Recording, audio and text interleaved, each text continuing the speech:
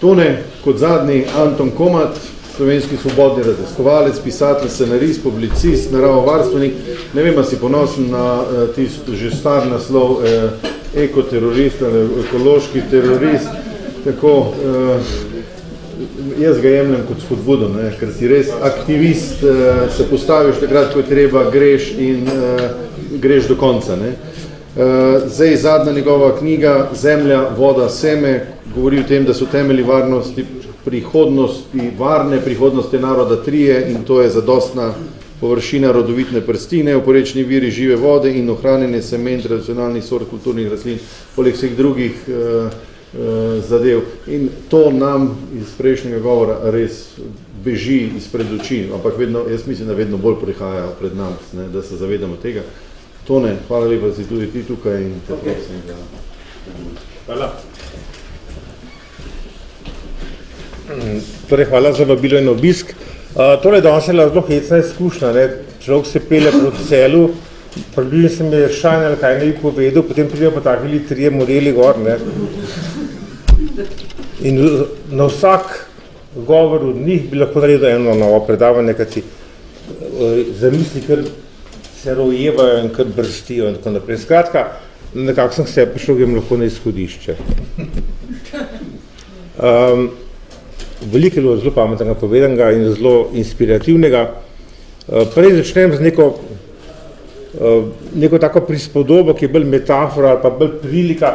Torej imamo v pokrajini en starodaven hrast, mogočno drevo, in pred tem hrastom stojita 2, eden naj bi bil ekonomist, ta drugi naj bi bil ekologist. Hočem povedati, kako neke družbene vloge, pa neke priučene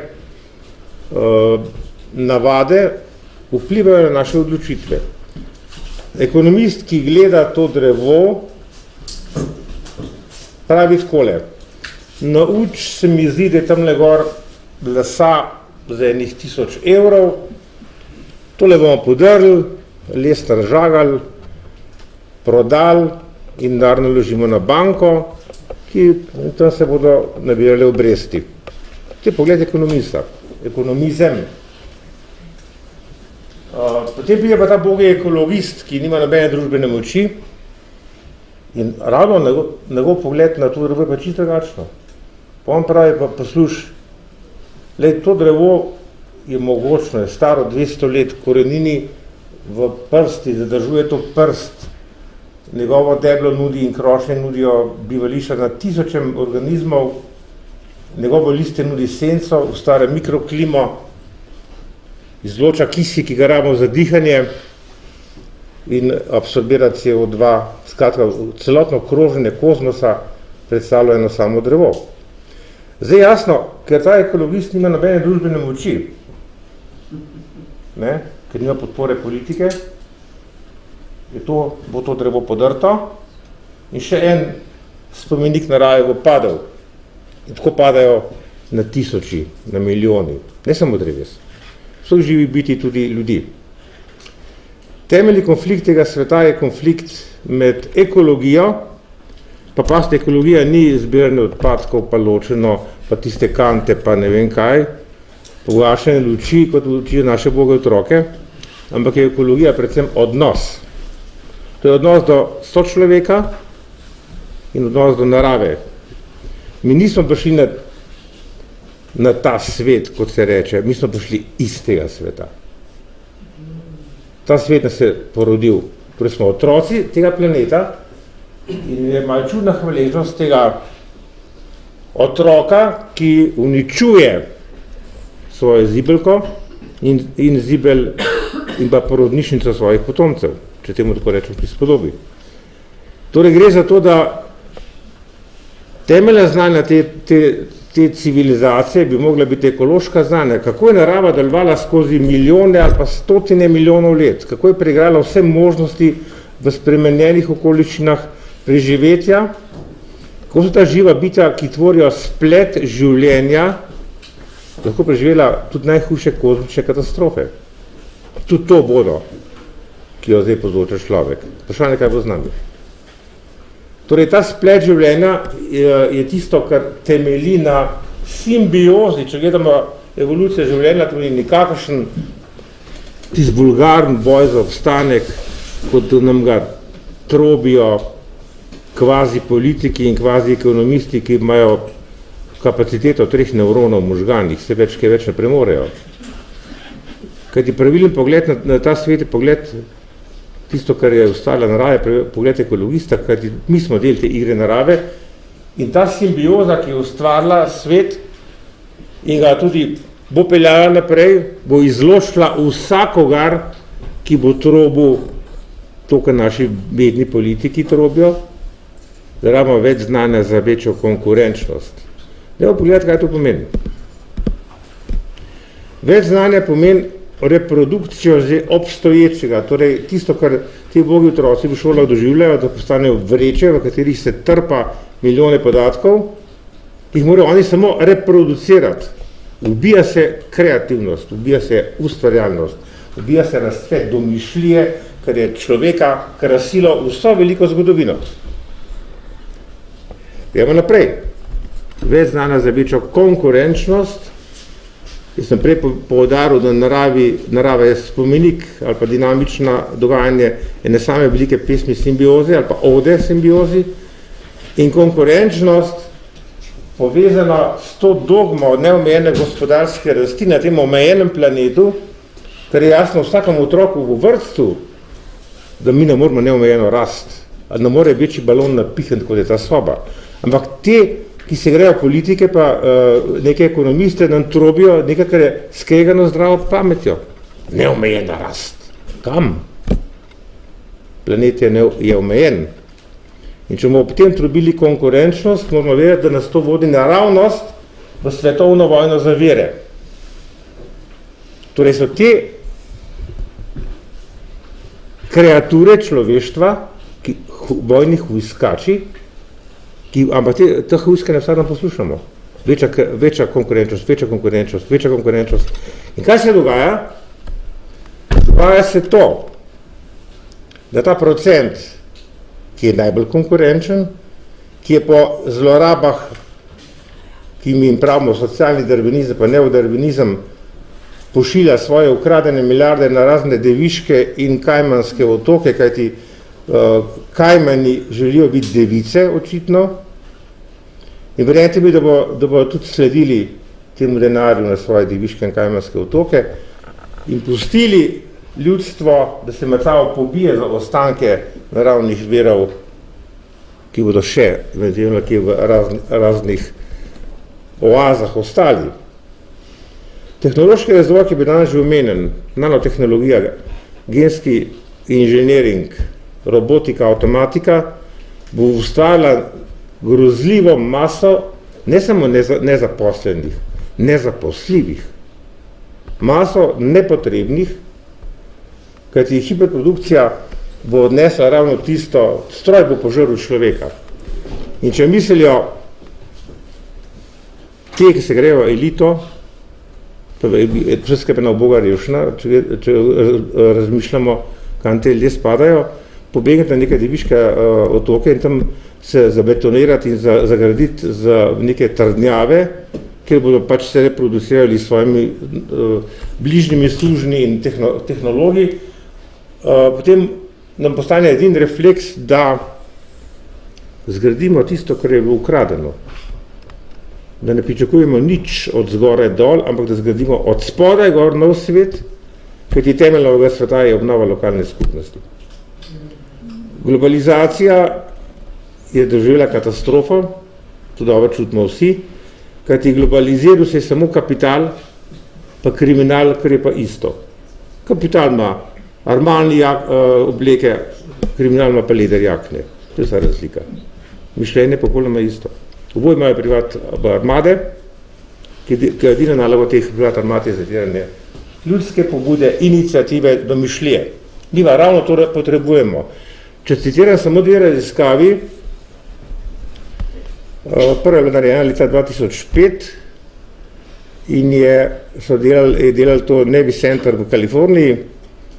Oni so opazovali, kaj se dogaja s človeško ustvarjalnostjo v zadnjih 500 letih in so ugotovili po vseh parametrih, kot je razvoj znanosti, patenti razni in tako naprej, vse produkti, tudi umetniški, vse te kreativne dejavnosti človeštva, so ugotovili, da je zahodna civilizacija dosegla svoj vrh leta 1873. Od takrat gremo dol.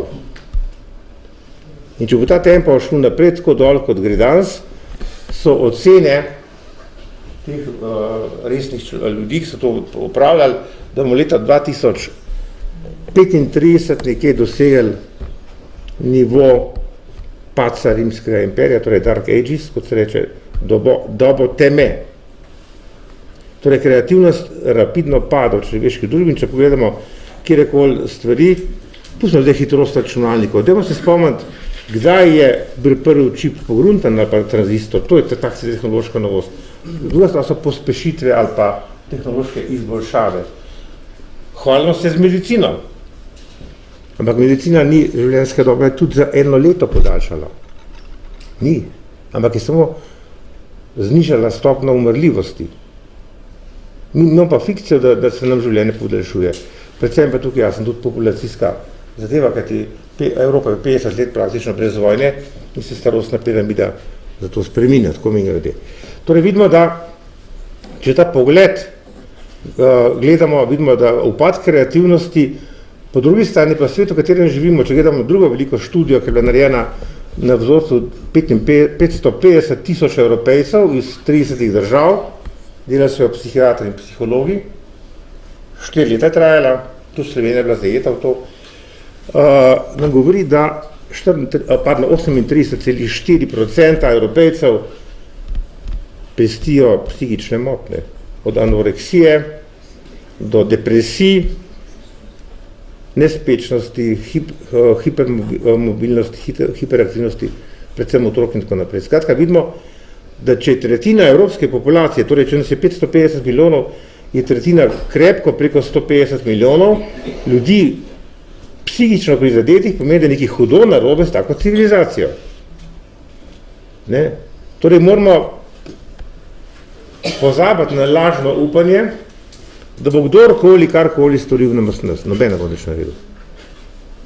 Ne oblast, ne nova ekonomija, ki je itak ni, ker cilj je samo reprodukcija obstoječega, ampak samo to, da mi obnovimo moč lokalne skupnosti, ki smo jo Slovenci krasno obladali skozi celo zgodovino, drugače nam nikoli preživeli v tem prostoru. Imamo močna zgodovinska izročila, kot je gospod Oskar Kogoj povedal, tudi praktična znanja lahko črpamo iz teh sposobnosti naših prednikov. Ne smemo si pa dovolj, da nam bo politika brisala zgodovinski spomin. Kajti vsaka oblast, ki na novo pride, prva stvar, ki naredi, če popravlja zgodovino in briše zgodovinski spomin, uničuje socialno mrežo, ker se politiki od nekdaj zavedajo, da je najbolj pomembno, najbolj nevarno za politični režim je močna socialna mreža na lokalni ravni. Ker se ljudje povezujejo, ker znajo sodelovati, ker so močni, ker se ne pustijo. Zdaj smo zdrobljeni v prah posameznikov, s katerimi se krasno manipulira po masovnih medijih. Nekaj nam širijo neke afere, neke zgodbe, ki so popolnoma nepomembne za naše preživetje, obenem se pa dogajajo bistvene stvari v backgroundu, ki definirajo našo prihodnost. Če pogledamo, to ne nekaj reprodukcija strahov, ki se kaže skozi medijsko manipulacijo, spoznamo, da smo padli v ta bermudski trikotnik, ne, da imamo pričakovanja velika, ne, samo morate bi nekaj vedeti, da ta pričakovanja najprej definiram. Kaj pa to sploh so pričakovanja? Kaj je tehnološki razvoj ali pa napredek naredil nič boljšega v našem življenju, nič je izboljšal kvalitete, ampak je samo povečal naša pričakovanja. To ni več razvoj, to je frustracija. Torej, zdaj pa vsi smo frustrirani, ker nimamo toliko denarja, da si to kupili, pa to kupili, pa to kupili, pridemo v supermarket, se šibijo police, totalna frustracija. Nekaj nam kažejo neke bogataše miliardere na jahtah, pa nekakšnih diamantnih opremah in prestižnih oblekah. To je ta manipulacija. Ne? Kdo pa govori o pozitivnih premikih v človeški družbi. Zdaj, če je ta razvoj kamufliran kot pričakovanja, jih ne moramo zadovoljiti, potem je jasno, da pademo v drugo točko, smo odvisni od tega, ali bomo ta pričakovanja izpolnili ali jih ne bomo. In ker smo odvisni, nas je strah. In ker nas je strah, postanemo nasilni. Ali verbalno, ali fizično, tega pogromno v tem svetu. Nasilje silovito narašča. Torej smo padli v ta bermudski trikotnik in če zdaj gledamo odgovor poprečnega državljana, je ta odgovor v bistvu podgovor nekega bednega, usranega potrošnika, kot nam rečejo. Ne si dovolj, da vam to reče potrošnik, kajti vi smo spoštovani kupci. Kakšni potrošniki? Potrošnik je on bebec, ki nekam bi s 100 milijoni. On je potrošnik, ne pa ljudje, ki racionalno razmišljajo. Torej smo vredni vsega spoštovanja in jasno, da mi odločamo o naši prihodnosti, če se jo sploh zavemo, če se zavedamo, kakšno moč ima človek, kar smo pozabili to. In tukaj so nevarni lažni upi, kot sem prej rekel. Lažni upi je največja nevarnost. Na to finto nas manipulirajo. Vse bo boljš, pa bo nova stranka, pa bo nova ekonomija, pa se bomo že nekako se zvozili, sam paste, ta sistem tone v totalno katastrofo. Zdaj bi pa nekaj besed povedal o načinu, na katerem jaz razmišljam, to je sistemska analiza. To je nek pogled, neke nove znanosti, pa bom zelo nakratko povedal bistveno iz tega ven. Ko neka družba se spreminja, pa nemo reči, se razvija v neko više tehnološke stopnje, mi ob tem pozabljamo, da je tale ki je noter v teli glavi ali pa v vaših glavah, je star 300 let, se ni spremenil nič. Paleolitski človek živi v nas, tako je Tomo govoril. Afrika živi v nas. Če pa imamo to hramo nas je navlečeno tehnološko, od avtomobila do kompjuterja, do televizije, ne vem kva, še vedno smo paleolitski. Sam na mesto kopja imamo rakete medcelinske. Na mesto kamnite skere imamo mitraljeze in na mesto kamenčkov za štet, ker se vadimo, imamo kompjuterje. Nič se ni spremenilo v človeškem duhu in to se zlorablja. Torej ta bermudski trikotnik, kot sem ga prej menil, se končuje pa z agresijo, pa z manipulacijo, sem hotel razložiti za sistemsko teorijo, kam to pelje. Torej družbena kompleksnost narašča. Za vzdrževanje te zapletene družbe mi rabimo vedno več energije od zunaj. Torej, tehnosfera človeka potrebuje vse več inputov iz biosfere planeta. Kaj stvarjamo s tem? Entropijo povečujemo v okolju, narava poskuša vzpostaviti porušeno ravnovesje, ampak mi to vidimo kot katastrofe. In ta narava se nam kaže kot neka pošast, ki nas želi pokončati, uničiti, kar nekaj, če to obogotimo z neodarvinizmom, vidimo same potoke krvi čakane in grozljivo pošast naravo. In se zapiramo to svojo tehnosfero, v katero bežimo, čeprav smo v bistvu sužni sistema, ki smo ga sami ustvarili. No in ta teorija nam pravi tako, ko pa, torej sistemski pogled, sistemska analiza, ko v večino vseh teh možnih energentov, pa fluksov materijala in energije porabimo samo še za vzdrževanje tega stanja, kar se pa danes dogaja v tem svetu, potem sistem preide v cono bifurkacije, v cono razcepa, postane izjemno nestabilen v vsaki točki, postane nenapovedljiv, nepredvidljiv, kaotičen in potem je se strah. Začnemo se zavedati, da se nekaj dogaja. Je nekaj neprijetnega, tesnoba je, to tistih 38% v Evropi. Nekaj se je prvič zgodilo v naši zgodovini. Torej, niso več tisti bogovi gor, ki se igrajo z nami, ne, ki so povzročili vesoljni potop, prej pa Sodoma in Gomora, pa kaj in kjer Bog je kaj povzročil, ampak se zavedamo, da teh bogov, ki smo mi Boga ubili, kot je že Nietzsche rekel, ne, Bog je mrtev, to je na simbolno raven.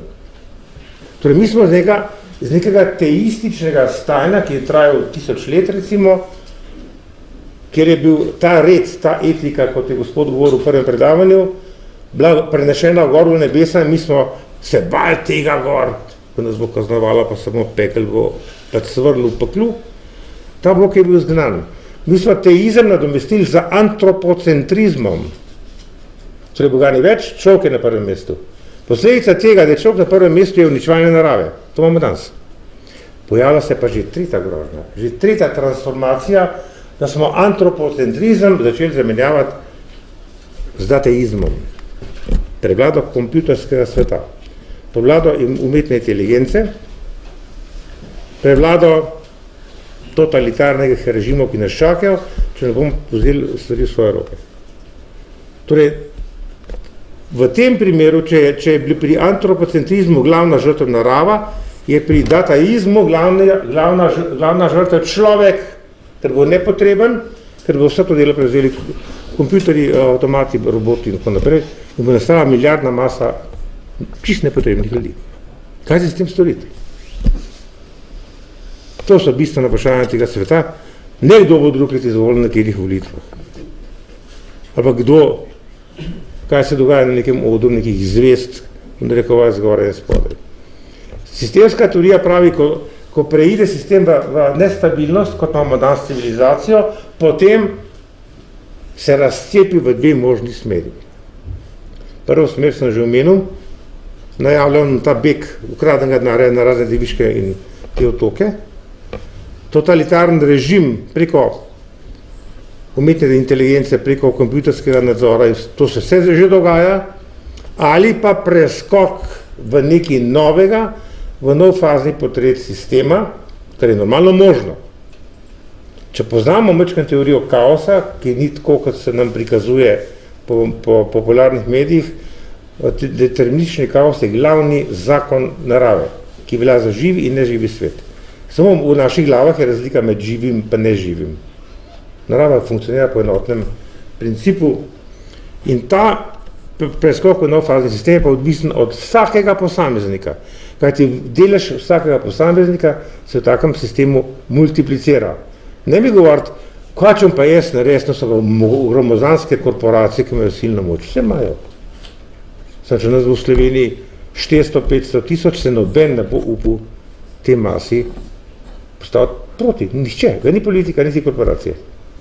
Dokler bomo mi zdaj v veselem decembru polnili supermarkete, ne pa bili frustrirani, ker ne bomo vse te krame kupiti, so nas podobali. Če bomo pa imeli mi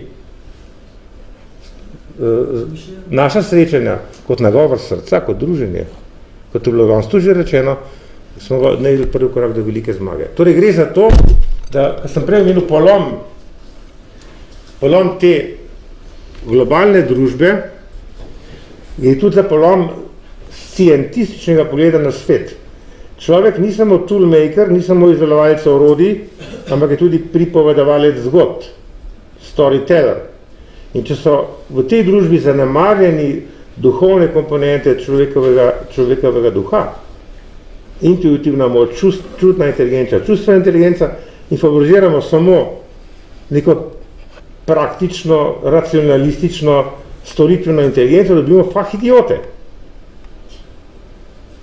ki jih pa potrebuje sistem, da se lahko reproducira. Nevarni so umetniki, ljudje, ki živijo svojo dušo, po svoje srcem. Zato jih sistem poskuša uničiti, kompromitirati in po nas je to že karatelj. Če bi vprašanje umetnosti v tej družbi, se začnejo na forumih oglašati bedak, kot češ kopati raven delati ne grejo.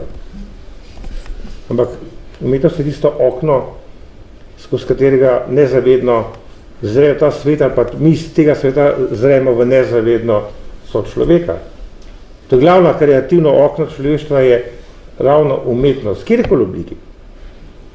Torej, afirmacija človeka bo v tem težkem prehodu, in ki bo zelo dramatičen, ki se bo zdaj začel urang dogajati, je v reafirmaciji lokalne skupnosti, kjer moramo mi biti sposobni zadovoljiti osnovnih 7 potreb biotskega preživetja na lokalni ravni.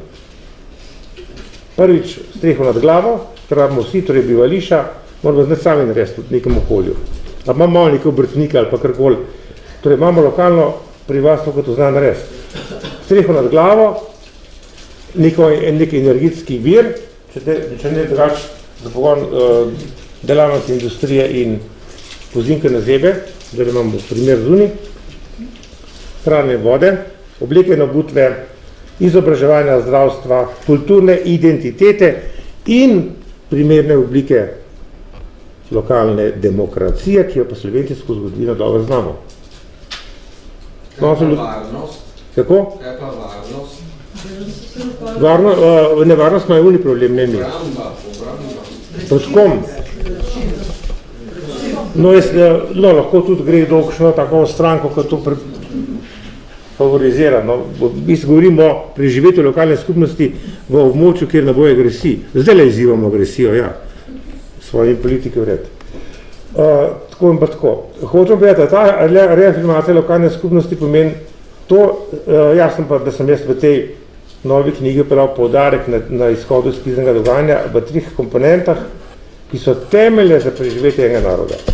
Zato govorimo o rodnosti prsti, pitni vodi in semenih kulturnih, torej tradicionalnih varietet kulturnih rastlin. To je prehranska suverenost naroda in narod, ki ni sposoben se je prehraniti, ne bo dolgo preživel. To je zgodovinska izkušnja. Berite propad civilizacije, dajmo da, pa še podobna literatura, ki to natančno opisuje. Torej, če zdaj gledamo dve vzporedni duhovni možni poti človeka, tisto, kar jaz obožujem in spoštujem, je ta pot, ki vodi od Goetheja. Njegov pogled je fascinanten. Tu sem, da bi se čudil, torej čudenje nad čudežem življenja. To pomeni spoštovanje do tega čudeža življenja, z katerega del smo tudi mi. Od Goetheja preko Nietzscheja, ki nas opozarja na nihilizem, ki je danes prevladujoča fantazma zahodnega sveta ali pa preokupacija, in kakšne norije se dogajajo. Do Spenglerja, Oswald Spengler je napisal let 1922 fenomenalno knjigo Zaton Zahoda, kjer je njegov pogled na zgodovino ni linearen, kot nas učijo v šolah po časovni premici, ampak krožen. In če v Spenglerjev pogled sledimo v ta čas, točno prepoznamo tisto, kar je on napovedal. On je 1922 knjigi izdal, napovedal Zaton Zahoda in je točno opisal dogodke, ki se danes dogajajo, zato ker je mu ta pogled. Grozljivo to brati, ker si misliš, da je to predlog. Ni predlog, to je drug pogled, ki on je izstopil iz teh naučenih, pri usiljenih šablon. Jaz sem Spengler, potem imamo pa Junga, ki je itak največji mojster poznavalec človeške duše. In v tem nizu je tudi rešitev, torej gre za emancipacijo človeka, če smo prej na materialni ravni govorili o lokalni skupnosti, zdaj na duhovni. Mi smo vsi obsedeni od neke evolucije človeškega telesa, ampak mi moramo vedeti, da evolucija človeškega telesa je končana že pred 50 leti. Nič novega se na morfološki ravni ne dogaja, poteka pa evolucija človeškega duha. Naša zavest se iz tiste paleolitske pradavne je preskočila najprej v magično zavest, ki jo še prepoznavamo v teh ljudcih, kot je Tomo povedal, imajo še to magično zavest, se jo ohranili. Potem naslednji skok je mitska zavest, ki je tipična za antiko, pa veliki miti Grkov in Rimljanov. Potem imamo mistično zavest nekako feudalnega obdobja Evrope, ki pa preskoči v racionalno zavest, totalno poznanstvenje življenja in nas jasno znanost postala kompromitirana, kajti njen največji greh je, da se je spečala s kapitalom. In tle postala najbolj eksplozivna naveza sodobnega sveta, spoj neetične znanosti s pokvarjenim kapitalom in te neetični znanstveniki ne vedo, da so podpisali pogodbo s Hudičem kot Faust. In da bo Hudič prišel na svoj račun, kadarkoli lahko pride in zahteva dušo. Torej, prodajati svojo dušo za moč, za iluzijo moči, je Faustova podoba s Hudičem. Zato jaz stavim na tisto, kar duhovni voditelji sveta, ki se pojavljajo, resni, govorijo preskok iz te racionalne zavesti v transpersonalno, oziroma kot Jung pravi, zahodni človek rabi nov mit, koncept, smisel. Smisel nam denar ne bo dal. Smisel življenja ne more biti kopičen denar, ampak gre za te duhovne perspektive človeka, ki je tudi pripovedovalec zgodb. No, vse v redu, ok, sem nekaj.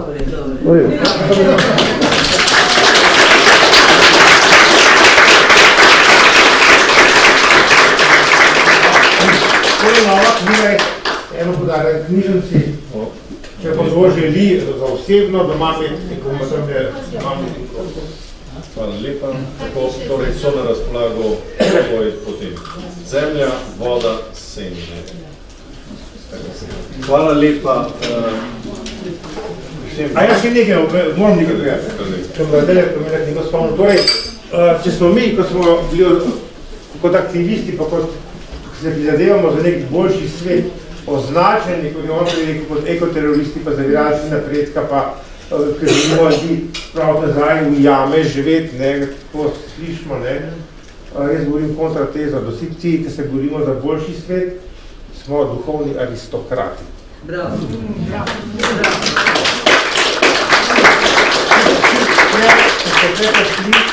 Ste podobni tistim iskalcem, ki v Goši, ki nam ga nudi ta velik kapital, imajo mačeto rok in si krčijo pot in s tem odpirajo pot še za druge. Bodno duhovni iskalci.